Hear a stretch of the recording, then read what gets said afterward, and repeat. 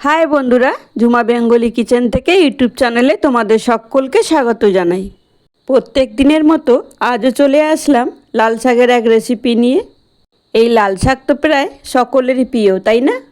দেখো, লাল শাকগুলো এতটাই নরম, এইভাবে হাত দিয়েই ভেঙে নেওয়া যাচ্ছে। দেখো, এতটা কচি শাক যে ডাঁটিগুলো আমি ফেলবো না, পাতা ও ডাঁটি পুরোটাই আমি নিয়ে নেব। দেখো, সবগুলো আমি বেছে ধুয়ে রেডি করে নিয়েছি। এবার আমি পাতলা মিহি করে কেটে নেব। বন্ধুরা, যে কোনো শাকই কিন্তু রান্না করার আগে যদি 1 থেকে 2 ঘন্টা আগে বেছে ধুয়ে জল ঝরিয়ে রাখা যায়, তাহলে কিন্তু সেই শাকের টেস্টই হয় অসাধারণ। প্রত্যেক দিনের মতো রান্নার শুরুতেই বলি, যদি রেসিপিটি ভালো লাগে তাহলে একটি লাইক দিয়ে পুরো রেসিপিটি দেখার অনুরোধ রইল। লাল শাক তো তোমরা অনেকেই অনেক রকমভাবে রান্না করে খেয়েছো, তবে এইভাবে একদিন রান্না করে খেয়ে দেখো, খেতে কিন্তু দারুণ লাগে।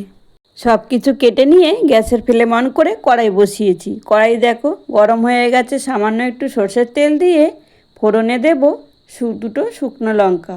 লঙ্কাটা একটু নেড়ে চেড়ে নিলাম। এরপর দেব কুচি করা রসুন ও কাঁচা লঙ্কা। আমি কিন্তু শাক ভাজার মধ্যে পেঁয়াজ ও হলুদ কোনোটাই ব্যবহার করব না। পেঁয়াজ দিলে শাকের টেস্ট আলাদা হয়ে যায়, আর হলুদ দিলে শাকের উপকারিতা নষ্ট হয়ে যায়।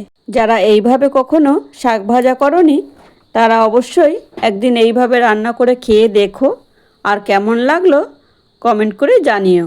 রসুন ও লঙ্কা ভালো করে ভেজে নিয়ে সুন্দর একটা গন্ধ বেরোতেই লাল শাকগুলো ঢেলে দিয়ে ভালো করে নেড়ে চেড়ে 1 মিনিট রান্নাটা করে নেব। গ্যাসের ফ্লেম হাইতে রেখে আমি শাকটা বেশ ভালো করে নেড়ে চেড়ে নিলাম।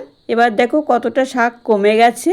এখন একটা ঢাকনা দিয়ে 2 মিনিটের জন্য ঢেকে দিয়েছিলাম। এবার দেখো জল পুরো শুকিয়ে গেছে, আর শাকটাও কমে গেছে। শাক কমে গিয়ে একদম অল্পটুকু হয়ে গেছে। এই শাকের জলটা পুরোপুরি একেবারে শুকিয়ে নেব। তারপর দেব লবণ।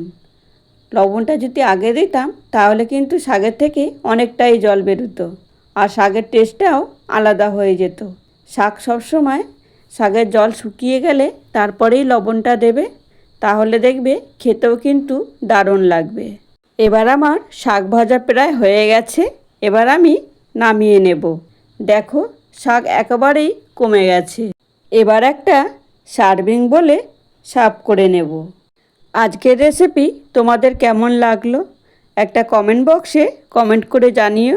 রেসিপি খুব ভালো লেগে থাকলে তাহলে একটি লাইক, কমেন্ট, শেয়ার, সাবস্ক্রাইব করার অনুরোধ রইল। আর এতক্ষণ সময় তোমরা আমার পাশে থেকে পুরো ভিডিওটা দেখার জন্য তোমাদেরকে অসংখ্য ধন্যবাদ। আজকের ভিডিওটা এখানেই শেষ করলাম। ফিরে আসছি আবারও এক নতুন কোনো রেসিপি নিয়ে। ততক্ষণ সকলে ভালো থেকো। Tata, bye bye.